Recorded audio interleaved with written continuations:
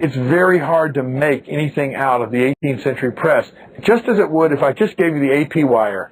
There's no background there. The most important thing you can find out from reading the papers are you can't go to them cold. Unlike the modern paper, there is no periodical press in France until the early 17th century, and no really formalized one until the 1630s. The state realized that the press could be a problem from the beginning. And so they set up their own newspaper, the Gazette de France. They tried to have 3 newspapers, the Mercure, the Gazette, and the Journal des Savants, the Journal of the Intellectuals. And that would be it. That's all they wanted. They didn't want any independent press. But in the technology of the time, France's borders were a sieve. It was impossible to keep other papers out. And so, in fact, there's 2 systems. There's the state press, and all around the state press are periodicals that are published in France but are censored, or they're periodicals that are published beyond the borders of France that they have licenses to get in and they can be revoked at any time. There's directly controlled by the French government. That's one set of papers.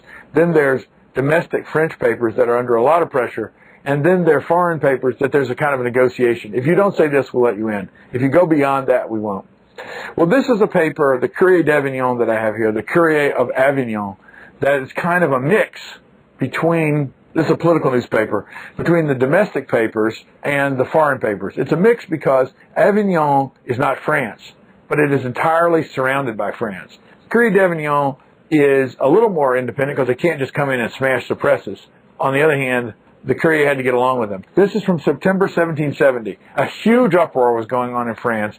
The king was trying essentially to get control of his enemies, the parliamentarians, the law court judges in Paris, and he was trying to really put clamps down on them. So that's the lead story in the mind of everybody in France that picks up the Courrier d'Avignon. The first page and a half is on Venice. The next page and a half worth is on Rome. The next 3/4 of a page is on Genoa. Only when you get to the last page do you get to Paris, which is what most people in France bought this thing for.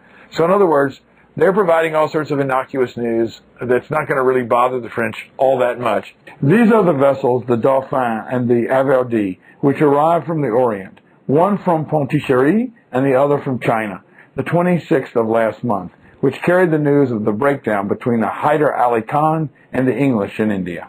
It's Parisian news, all right, but it's not going to shake the government.